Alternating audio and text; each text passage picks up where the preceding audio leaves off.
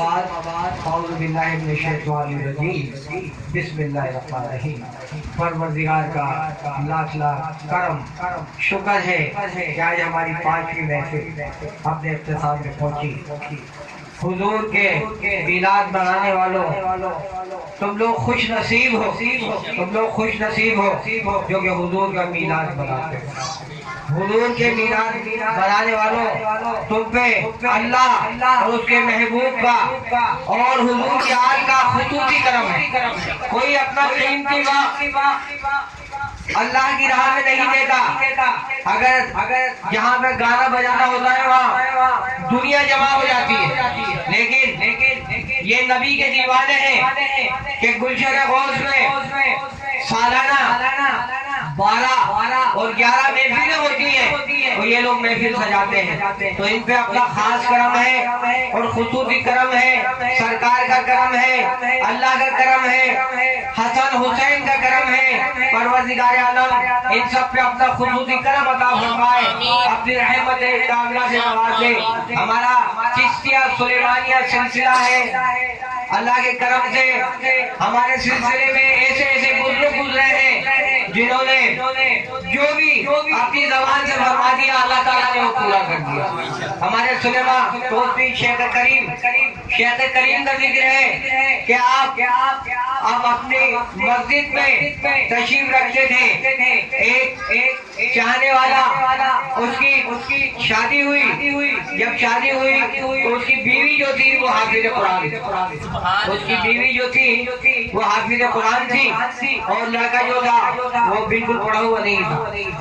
تو جب وہ نکاح اس کا ہوا، جب وہ اپنے کمرے میں پہنچا تو بیوی نے یہ کہا کہ جب تک تو حافظ قرآن نہیں ہوگے میرے کمرے میں نہیں آؤ، جب تک حافظ چوگے میں حافظ قرآن ہوں، جب تک تم حافظ قرآن نہیں ہوگے میرے کمرے میں نہیں آؤ۔ تو وہ اپنے ایک دوست کے پاس پہنچا، اس نے کہا بھائی ایسی بات ہے، تو اس نے فرمایا کہ جاؤ تم ایک ولی اللہ اپنی مسجد کے اندر موجود ہے، ان کے پاس جاؤ۔ وہ گیا، فجر کی نماز اس نے پڑھی، فجر کی پڑھی، ظہر کی پڑھی، عصر کی نماز جو پڑھی، اس کے بعد مغرب ہو گئی، عشاء ہو گئی، دوسرے دن پھر وہ فجر کی نماز پڑھ لیتا۔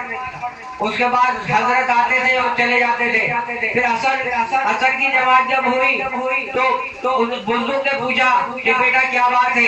اس نے بولا حضرت ایسی بات ہے کہ میری شادی ہوئی ہے اور میری بیوی جو ہے حافظ قرآن ہے اور میں حافظ قرآن نہیں ہوں۔ تو اس نے حضرت نے فرمایا جب میں عصر کی نماز پڑھنے اپنی مسجد میں پہنچوں تو تم میرے سیدھے ہاتھ پہ کھڑے ہو جانا، میرے سیدھے ہاتھ پہ کھڑے ہو جانا۔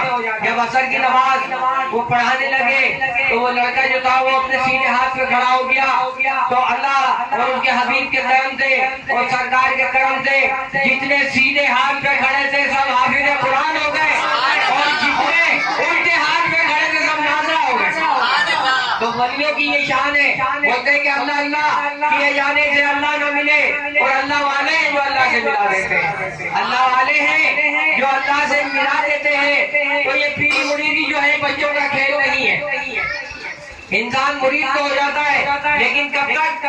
جب تک مراد پوری نہیں ہو۔ ہمارے مریدوں میں بھی ایسا ہے کہ مطلب مرید ہو گئے بولے حضرت تو دعا کر دیتے ہوں گے، تو حضرت تو ہر مرید کے لیے دعا کرتے، حضرت تو ہر مرید کے لیے دعا کرتے ہیں، لیکن کوئی یہ سوچے یار حضرت تو ان کو دونوں کو چاہتے ہیں، یا صلاح الدین کو چاہتے ہیں، بابر کو چاہتے ہیں، سمجھے، عباس کو چاہتے ہیں، عمیر کو چاہتے ہیں، تو وہ ایک کسی کو نہیں چاہتے، اس کے جتنے مرید ہیں ان کو سب کو چاہتے ہیں۔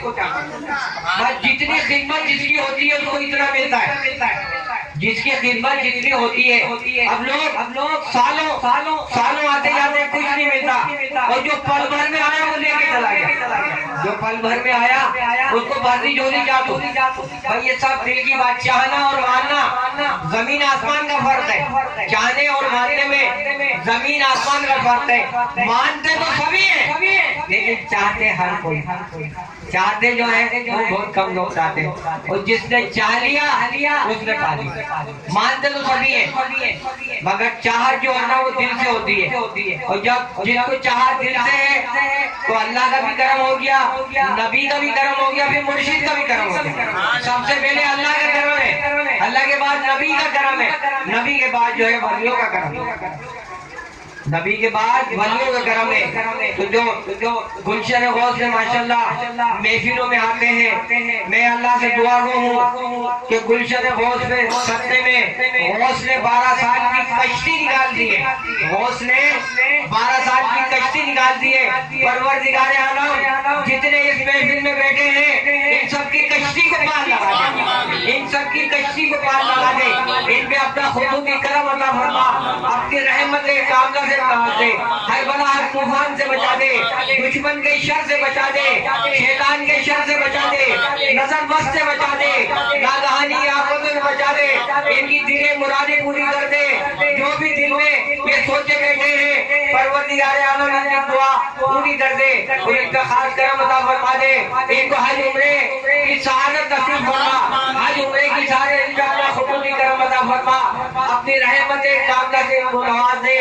اور آپ اس محفل میں تو آئے ہو اور تقریر بھی سنی ہے، نعتیں بھی سنی ہے، لیکن یہ نہیں کرنا کہ فجر کی نماز آپ لوگ پڑھتے نہیں جاؤ۔ جب تک فجر کی نماز نہیں پڑھو گے تو کچھ بھی نہیں ہوگا۔ نماز ضروری ہے، نماز پڑھیں گے تو اللہ بھی دے گا، رسول بھی دے گا، اور پیر سے بھی ملے گا۔ چلو بھائی۔